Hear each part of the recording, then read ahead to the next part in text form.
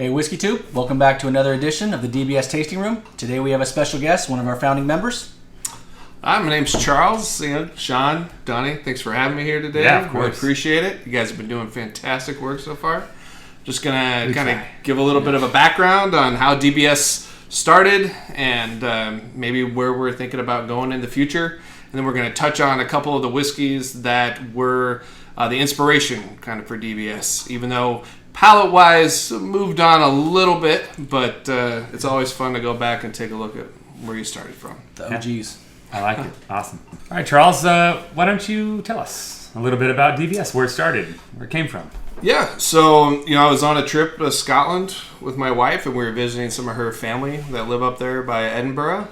And her uncle, Chris Binnie, who unfortunately has passed away now, he was kind enough to take me out on a distillery tour, which was actually to Glenkinchie, which was, it's 15 miles east of Edinburgh, so pretty close. And so the first distillery I've ever been to, I think even for any sort of whiskey. So one of the best experiences I've ever had. Great. There was nobody else there, so we had like a private tour, it felt like, of this entire distillery. It's a massive distillery. And Chris, he used to be a he did barley procurement. So he would go around to different farms and source barley for distilleries. Okay. And so that was kind of his connection to the whiskey business. And we were in there, and he showed me this bell, and he was like, this is the dram bell. I'm like, well, what was the point of that, And, best invention ever. Yeah, right. Great idea. And he's like, well, they'd ring this in the mornings, and that was to call everybody that worked at the distillery to work, where they'd get their dram of scotch before they'd start the day. Kind of like how we do now. Pre-game for work. Yeah, except for me. No, yeah. I don't know about that. Just kidding. We're trying to get that passed. That's what's going on. Yeah, that's the next level of labor law. But yeah, so he said that they'd get their dram of scotch before they go into work. So they ring that bell, and then at the end of their workday, same thing. They'd ring the dram bell. Everybody would leave work, go get another glass of scotch. I love it. Knock it back before going home, and so I didn't really think much more of it at that point. Had a great time. Actually picked up a bottle of the Glenkinchie and the Dailuaine 16 there. Because we just did a bunch of tastings. Sure. At this point, I'm still in the realm of Glenlivet 12 years about my wheelhouse, Yeah, early Scotch drinker. I love Glenlivet 12. That's not a knock on it. It's just a nice entry-level Scotch. Go home. I'm talking to Ali, another founding member of DBS, and we were just talking about how, I'd really like to buy some more expensive scotches and get into buying, something, but I don't want to drop. At this point, we were like $100, $150 on a bottle that we don't even... You might not like. If it tastes good, And so we were like, we should just, start having a collaboration. We'll just go in on bottles together, and we can only drink them when the other guy is there. And we're like, oh, yeah. And I said, oh, man. And, they had this bell. It was like the dram bell, when I was in Scotland. We should call it the Dram Bell Society. And I was like, yeah, dude, that's awesome. So we're like, all right, we're the Dram Bell Society. And we're two people. Two guys. Two people. Right? That's all you need. That's all you need. You need just more than one, I guess. There's no rules for the society. No, right? There's no, it sounds a lot cooler than it really was at the point. Mm-hmm. But, we picked up some Redbreast 21 was like one of our first ones. This Springbank barrel pick from D&M Liquors in San Francisco that made me think that every Springbank was amazing until I had some other ones. Yeah. But we picked up a couple of great bottles, and I was lucky. I moved out at where we're at now. And, don't we care? That's fine. Yeah, in Northern California. Yeah, Northern California. And was talking to Shaun over here at New Year's Eve with his brother, Randall. Yeah. And I was just kind of telling them, this wasn't something we were trying to recruit anybody for. No. I was just like telling them about what Ali and I were doing with, trying to share the costs. And Shaun was like, that sounds amazing. Yeah. And Randall was like, hey, we should do that. And I was just, Yeah. I mean, Alright, at this point, let's go. we were also kind of entry level in the whiskey. Yeah. Like Scotch it's very much, sure, I've had a Glenlivet 12, maybe some of their, like a 14, something whatever interesting. Costco was Like carrying a at the Macallan point. 12, like the standard. Your big names, we talked about that last time, is, name recognition in whiskey. But no, Charles said it was just like, let's do it. And we went out and we bought a bottle to share. We brought bottles to share. Yeah, Got yeah. added to the collective, and now it's kind of gone off the deep end. And then phase 2, we introduce more of our friends and family. Yeah. Donnie, Yeah. we got Donnie in, who also wasn't really a whiskey drinker. Didn't drink alcohol at all, as you guys know from episode 1. But they bring in the oddballs. And so I know you were hesitant to tell your What, the location. screwball? We'll put our GPS location here on the Yeah, phone. here's the GPS Charles is at. with a So map that way to you his just house. pinpoint it exactly, so that way you guys know exactly where he's at. But, I don't want the fans showing up, Danny. It gets a little ridiculous. yeah. I'm gonna fight him off with a broom or something. Yeah, absolutely. Brought me in, and I didn't know what to expect, and I'm not leaving anytime soon until they kick me out. Yeah, well, No, it's not gonna happen. Donnie also went from having like one bottle of whiskey to 160. 100 and something bottles of whiskey in the course of a few months. There's So, a couple few in there. Yeah. There's a couple. We've gone on, like I said, we have gone a little bit off the deep end. Yeah. But I mean in a good way, because we've talked about this in past podcasts, and we talk about this a lot collectively. Is whiskey, in my opinion, is a thing that you share with people. It's an experience. It's not just I want to drink this to get drunk. You do. That's part of it, but it's definitely the experience that you get from sharing a good bottle of whiskey or a good dram is. You just can't fake it. You can't make it up. Yeah. It's something that you'll cherish and you'll remember from years to come. And I know that sounds kind of sappy, but it's true. It's a great way to bring back all the camaraderie you had, like kind of back in high school, college, all those relationships you built. We were close to people. Yeah. You kind of bring that back as adults, and honestly, I agree. I mean, some Donnie, huge that's benefits, a good thing from the two of us too. We've known each other since we were like fourth grade. Fourth grade. And then it's like now we're still like close, so it's cool. It's like those things you don't often get, but this is a great way to like bring people together. The whiskey brought it back. Well, that's the thing with DBS, right? It's like there's no judgment. There's No. nothing, it doesn't matter if you know a lot about whiskey, a little bit about whiskey. We just want people to want to have a good time, get together, and we don't even actively recruit. It's just like No, it's just people as just keep wanting. They just to- show up. normally grown. Just like knock on the door. crazy. I should have put that GPS location. Yeah, I told That's you. probably what it was. Fucked up. I love that story. So why don't we jump into this? Yeah, guys? let's. I think we should do the Glenkinchie 12 first. Charles, you messed up, man. There was supposed to be a name here with this episode. Well, I mean, I was kind of joking around before we started with the whole Whistory thing. I love it. Kind of a hot rod reference. It's great. but- I think we roll with it. It's gonna happen. The Whistory with Mr. Edwards. Maybe even make it a little bit more regal sounding. We need a pipe and a hat. Sir Edwards? Sir, are you a sir though? I don't think so. Some places, my son talks Go to get me. your lordship, like I have mine, and then we can call you Lord Edwards. Yep. How about that? Whistory with Lord Edwards. It works. All right. I'm going to borrow John's pipe then. I'm right, sure he doesn't so, send that out. Anyways, today's episode of the Whistory with Sir Edwards, we're going to be visiting one of the distilleries that Charles had mentioned earlier that he visited in Scotland. This is the Dailuaine, which is a Speyside distillery. This 16-year Flora and Fauna edition is sitting at 43% ABV. So I'm excited. And Yeah, I'll also be looking at the Glenkinchie 12-year. It's 43% from the Lowland region. I'm actually looking forward to this one again. It's one of the first ones one of the first gifts you gave me. was this Glenkinchie? Yeah. I think you're right. The 12? The same one? Yeah, I This think it exact was. one. Yeah, And we've all had these before, so going into this, just so everyone Yeah, knows there's we're not no mystery. I think we should start with the 12, though. If Okay. that works for you guys. I like it. Let's do it, guys. All right. All right. Enough talk. Let's drink some whiskey. I didn't come here to listen to you guys. Oh, That's I why I think you listen to the did come podcast. here actually for that. He's going to talk, but not hear us. Why don't we pour? I came here to listen to myself.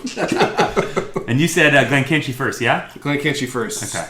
Yes. So we're gonna start with Donnie over there. Oh man, I spilt again like last time with the Macallan. And I don't mean to. the Glenkinchie founded 1837. And if you look at the history of a lot of these different distilleries, I don't know if you guys have read too much into them, but a lot of them either burned down at some point, sometimes multiple times, and also were the site of sawmills. And I think that has to do with like if they went under, if they went bankrupt. So like Glenkinchie doesn't really apply to them as far as going bankrupt, but Dailuaine went into that. But Glenkinchie was the site of a sawmill at one point. They closed and then reopened in 1853. Closed again, reopened again in 1881. So that is common. You see that a lot. Yeah, it's just I always feel like it's like a sawmill. Yeah, I guess and open again. There was like a whole time period there where a lot of these different distilleries were going out of business. Well, it was all how they exported their whiskey. Yeah. Right? It was a lot more difficult to do it back then. So now obviously it's a different world. They figured out how to work the system. Well, and I think a lot of the sawmill operators were running illegal stills too. Already, anyways. Yeah. Like, we have this, we've got these big buildings here ready to go. We may as well use them. Set them on fire. Well, we're not going to get rid of these copper stills that are super expensive and heavy. Let them be inside there. Now we'll burn them down. All right, let's do it, guys. Let's do it. Let's jump into here. So, all right, I'm gonna grab mine. All right, guys. Thank you, sir. Founders. So let's cheers to the first one. Cheers to the nose. Cheers to whiskey and to Chris. And to Chris. I like that. All right. Okay. So I like the nose on this one. There's a little ethanol on it. Very light, though. It's funny because we talk about sometimes when we look at those real high ABV whiskeys, especially when it's Scotch, because I think bourbon can be a little misleading sometimes when the high, because it's either really hot or it's not at all. Whereas this is only 43%, and I feel like it's a little hotter on the nose than even what we were drinking earlier. I feel you, yeah. Not that it's not off-putting. It's just a little bit more. What do you guys get in though? It's a little floral for me. It's like spring meadow, hay, fresh cut grass. Because it's so light, right? It's just, but it's not one of those ones where it's a single layer light where you're like, oh, this is kind of boring. I feel like there is a little bit more to it. Yeah. Not quite the mossy side, but it's really, really light, right? Just. This is very. Wheatfield. Is that what you said? A Wheatfield? Wheatfield, yeah. This is very reminiscent, though, of a Lowlands whiskey. This is kind of what you get. You can sometimes get that with an Islay, too, minus the peat. You get the idea, and maybe not as much salinity. So this one I get like, I get hay. I mean, I get like a freshly cut grass in the springtime, or maybe even in the summer. You know what I mean? Where it's like, especially out here where it's dry. That'll. There's the GPS where we're at. Dry California, like the whole freaking state. So just bright fruits. Like there's some light fruits, maybe a little citrus even. I'm gonna jump into it. Cheers to the taste. Cheers. I'm gonna get into it. Let's see where we're at.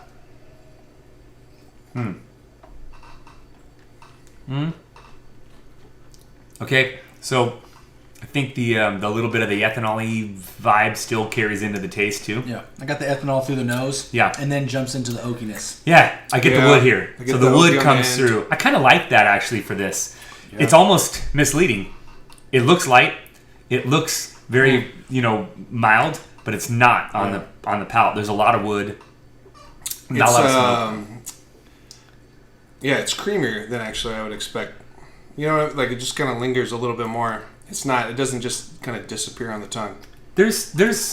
When we get into the finish in a second here, I think, because obviously it's nice to keep it like in that flow, but I don't know if I get any fruitiness on the palate. I still get the hay. I still get the grass. I still get that like fresh meadow. Maybe more on the nuttiness for me. Just maybe even a little leather, almost, just mildly. And I don't know if that's just the wood. So I think that's more the. Well, for me, it would be like I think the wood. Yeah. Mm-hmm. It's pretty good. You know what? I don't know though. I wish I have another sample of a Glenkinchie outside of the 12 because I think it's the only one I've had from their distillery. I don't know. Well, they only put out their first single malt in 1998, so they're mostly used for blends. Yeah, which is. I mean, Diageo, the almighty Diageo. They own everything. Almost. And then you're gonna see them in Johnny Walker. Yeah, and they picked them just because of the size of their distillery. Yeah, it's huge. It's huge. Yeah, because they have a lot of space. Right? They have the largest wash still in Scotch whiskey. So their dunnage houses are pretty big too. Massive. Yeah. Well, I mean, that makes sense. This is becoming more common, right? Is these distilleries that are starting to do this, where they are only produced in a blend, or generally seen in blends, now starting to really hit that single malt, because single malt, like bourbon, in the last, maybe, I would say 5 to 10 years, is just exploded. Yeah, that's true. It really has. And you said at 98, so that's younger than that even still, but that's kind of like we've seen such a starting to ramp steep up. increase. It's overloaded like my liquor cabinet. Yeah. He just said that about this liquor cabinet. I was like, I just got that one, and now it's full again. And I'm like, son of a. Yeah. You're gonna have to buy leg another looks one. like it's leaning a little bit. Is it? No, it's not. I'm just kidding. Great. We're about to this is getting turned off, and I'm gonna run over there. There's just a lot of weight in it. Don't worry, it'll get moved. All right. I mean, so I like this. So let's jump into the finish. I'm almost finished. I know. I'm gonna say that this is definitely, for me, it's a medium finish. It's not extremely long.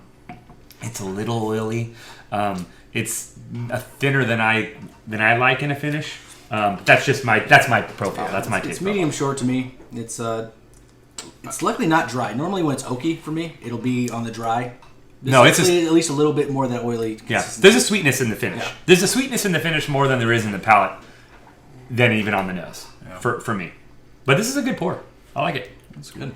Yeah, I mean, I've got nothing bad to say. Not that I ever have anything bad to say about whiskey. Yeah. Let's be I mean, you could say, keep that in the DL, okay? We don't tell the viewers that kind of stuff. We keep that to ourselves. Yeah, we'll put it on Instagram. Yeah. All right. Well, I think I'm going to save a little bit here. And I don't know. Should we move on to the Dailuaine, fellas? yeah, let's crack that puppy open. All right, let's move into the Dailuaine. I like it. Let's go like this. Pass over. To be fair. 2 hands. You gotta be precautious. 2 hands. Yeah, we don't want to drop any drops of this because this you can only get from Scotland. From Scotland. All right, so this is one. Cheers of to the whiskey exchange. Cheers, whiskey. Yeah. Yes, thank you. We've The purveyor of plenty fine of money spirits. on you. Telling you. All right, let's jump into the notes here. If I had known I could only get this in Scotland, I would have packed another suitcase. So This nose is incredible. it's beautiful. It's beautiful. So I'm gonna say this, and I don't know too much about this. I don't. Is it finished in sherry? It is. Okay. No, it's sherry. It's in sherry sherry. cask. Okay. Yes, the whole time. Sherry-esque. Yeah. When you finish or you have a sherry built into your to a peated whiskey, and even though this is lightly peated, man, does it come through on the nose. I don't get much smoke on the nose. No, it's No. But so when you first had it though, you were like this. Oh, It's like a smoke show. yes, You know. like right away. Yeah. Are you getting that now? No, I'm not. No. I mean, it's very I love delicate. nose. It's a delicate nose. It's got light. I get more of the fleshy fruits, the lighter fruits. Maybe like a peach.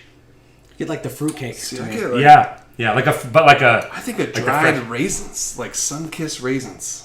I don't know. yeah. I go more into lighter. The ones in the little box. Yeah. And you know why? And this is probably why. Because I was feeding those to my son today. Yeah, I don't know. It's on the brain. It's got like that cereal barley type. yeah. to it. There's some maltiness to this, or Yeah. some barley. You know that when we say that's like that fermented piece, where it's almost a little like funky. I get no smoke though. No smoke on the nose at all. I think we jump into it, guys. Let's Oh, go. yeah. All right, well, cheers again. Yeah, cheers to the we palate. can't forget. Ooh. To the palate. That We was do close. call. That was close. Cheers to Chris Binnie again. Mm-hmm.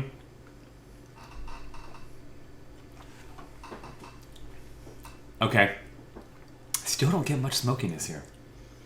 Almost. Well, a little bit at the back end of the palate. There's a little wood and a little smoky. Now, I think we can attribute a lot of that to the fact that it's a 16-year-old whiskey, Yeah. meaning you're going to pull some tannin, right? We talked about this a lot. Definitely. You're going to have that leathery, that kind of like oakiness. But it's not. I get the smoke. It like surrounds my tongue like a smoke ring. Just. Okay, like all the way around. Yep. I get what you mean. Not Like I can. I'm no. making up stuff, but it's not centralized. Just I understand what you're It's light. saying. It's just I'm imagining it now in my head. yeah. This is good. I'd like the nose a little bit more than I like the palate, but the palate is so smooth here too. And I hate to use that word smooth, but it is. I mean, for a lightly peated whiskey, I don't know, Charles. You tell me. They describe their whiskey in depth here. Well, this is the greatest notes. Whoever does the marketing for Dailuaine, like it's pretty much a guy that's about to be fired. It's just like I don't care anymore. How would you describe this whiskey? Well, it's full-bodied, fruity nose and a smoky finish. You're like, all right, well, thank you for. It's medium full body. So Yeah. So you're telling me that he's not the marketing team that's behind any of Glenmorangie They're stuff. genius because I love it. I mean, it's like, all right. It lets you be the... Because sometimes you read those descriptions from the distillery and you're like, okay, guys, get out of your own ass. Turkish delight. Turkish delight. Seville orange. Yeah. Like, come on. Listen. Okay. I like that I searched for that, though. Yeah. It dirty dish rag. What, Scotch? Scotch flavor. It tastes like Scotch flavor. It's like a Scotch Brite. Scotch flavor. That were Scotch Brite sponge cake. I think so. Yeah, very similar. Scotch flavor. No, little known history. This is good. Yeah. I'll say I don't know how much fruit though I'm getting on the palate versus the nose. It's all nuttiness to me. Yeah, I think it's all earthy, nutty, barley. It's all that. It's you lose the fruitiness on the palate, but maybe it comes back in the finish lightly. Maybe. As far as the consistency, I'm right in the middle. It's not oily, not creamy, not dry. It's right there in the middle to me. I don't know. Yeah, it's middle ground. Medium finish for me too. It's right there. So it's a little longer. It's longer than the Glenkinchie. Yep. I made him short for this one. It's medium for me on this one, but I kind of like a medium finish. Unless I'm loving the palate, then I finish all day. This is interesting though, because this was I think one of the first expensive. It was expensive for me at the time that I was like, I think this defines what I like in whiskey. Yeah. Because to me, it had like a full mouth feel, like what I described as creamy. Like it lingered a little bit. It wasn't like that light just rolls off your tongue and it's gone. You forget about it. Like it does have some staying power. But what's interesting, so this is always going to be in my heart, right? I mean, just with the history and everything of the distillery, like when I first had it. But my palate has changed from this so much. From this, I still love this. You know what I mean? Yeah. But it doesn't. I've just moved on. Yeah. You know what I mean? Or maybe I still love it. I will still have it, but it's it's just not hitting the notes that you are into now. Because that's what I'm saying, right? Yeah. Like it's just we have said this. Your palate evolves, right? Yeah. Is that for sure? Your through time, your palate's going to change. Your palate's going to evolve. It's going to grow, or maybe it doesn't grow. Maybe it just flips sides and says, I want more sweet now, or and you may go back to that again. But I've said this, and I think this is true. There's a whiskey for any day, any occasion, and it doesn't matter what you're like, what kind of day or what the occasion is. You're gonna find something. Whether it's I really want a peated whiskey today, or I'm really craving a sherry bomb. I want something that's kind of light and crisp. I want salty. I want this. That's what's so interesting for Scotch whiskey and bourbon too. But just in general, we've been doing a lot of Scotch lately. Is that you have that option. You can go anywhere. This is a great weekend warrior for me, like a campfire type. Yeah. Whiskey. Like we're all hanging out by a bonfire, fire pit, just kind of hanging out. This is really good. It's good. I love it. It's I don't know. It's interesting because this. So I guess this distillery was the first to kind of pioneer this pagoda style roof for distilleries, which we've kind of talked about. We think it's so they could have a taller still. Yeah. And it's supposed to reduce some of the smokiness and a more delicate aroma. And I mean, I get that. I mean, because this is a peated Scotch, but lightly peated. It's almost non-existent. The smoke is an afterthought in this whiskey. Yeah, for me. I don't even think about it as a peated. In fact, I will say this for anyone who's watching: if you are not into peated whiskeys, go and get yourself or have someone pour you. If you're interested in trying to kind of dipping your toe in the pool, this would be a really good one to start with. Because I'm not a peated whiskey fan. I really like this whiskey. Yeah, it's great. It's a good whiskey. It's fantastic. This is another Diageo, right? Yeah, of course. We talked about that. I've read a number of reviews online. I'm not going to name the reviewers, but I don't know. I feel like sometimes in the whiskey world, you can maybe, like I said, kind of get up your own ass about certain things, and they use coloring on the Dailuaine 16. Okay, and which is fine. It's a good color though. So it's got a great color, right? But you could just tell these guys, when these guys are talking about it, they're so focused on the fact that there's color, artificial color, that they're just, I don't know. It seems like they're losing sight of Yeah, it's one How it thing to be a tastes. little pretentious when Yeah. you start talking about whiskey and what you think about whiskey. Listen, we're not distillers. I don't make whiskey. I just enjoy the whiskey. So you'll never see us knock something like that, even if it's something that's just or a flavor profile that's just not where we want it to be or we're gonna like it. I love color. I mean the color of the whiskey. If you add color or you don't add color, I don't care either way. I mean, it's just nice when you have a nice rich color. It doesn't have to be as uniform as you know the distillery may want it, because the consumer needs to see this consistency through it. I don't care about that per se, and it doesn't change the flavor. Well, exactly. Sorry, it does. the natural coloring does nothing to the flavor of this whiskey. Absolutely nothing. I like when they get creative. If they're gonna, not necessarily colors creative, but I like when just distilleries try things. So they want it to be this is the color they're looking for. Let them do it. I think it's great. I mean, look at the Glenkinchie. It's a little lighter. It's also 4 years less mature than wood. But come on, let's not knock that. Don't. Yeah, knock if you had it to for guess the which color. one was more oaky, I would say this one. Yeah. But I don't think that's not true. true at I all. think this one's more oaky. I think it's substantially more. I think, and by this one I mean Glenkinchie's a little bit more oaky. Sorry for those who are listeners, just listening and not watching the video. We always say that kind of stuff. The Dailuaine is darker than the Glenkinchie, but the Glenkinchie is more oaky, more earthy than the Dailuaine. But the lowlands kind of they're known for it. woody. Sure, I completely agree. Yeah. I think they're great. Listen, Charles, thanks for bringing these and letting us talk about this, because this is a great little intro and little history behind the DBS and where we came from as a group, where we want to go. The sky's kind of the limit, so we're excited for that. Hey, I'm pumped to be here, and hopefully you guys will have me back again. Yeah, the whiskey episode 2. Whiskey. Maybe someone can give us an idea on what we should be doing a history on. Yeah. Pick a distillery. We'll maybe decide. Let's do it. Yeah. Whatever. First I wins. gotta find some good facts. I love it. First one wins a bottle. All right. There we go. A bottle of triple wood, Lefroy triple wood. First person. That's how you get into the peated world of whiskey. If you want to go to the deep end. Yeah. Or Ardbeg. Just jump in. Ardbeg to has a new Ocean bottle that's coming out. Did you see that ad for their new bottle? No.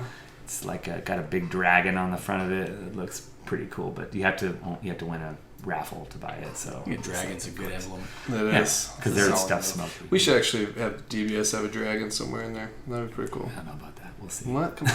Why not? Listen. That's sick. Yeah, we'll see. Thanks for spending some time with us, guys. Hopefully you enjoyed it as much as we did. Yeah. So, all right, guys, let's grab our glasses and we'll cheers out here. So, cheers to you. Cheers to you. And from the Dram Bell Society, may you enjoy your dram 1 grain at a time. All right.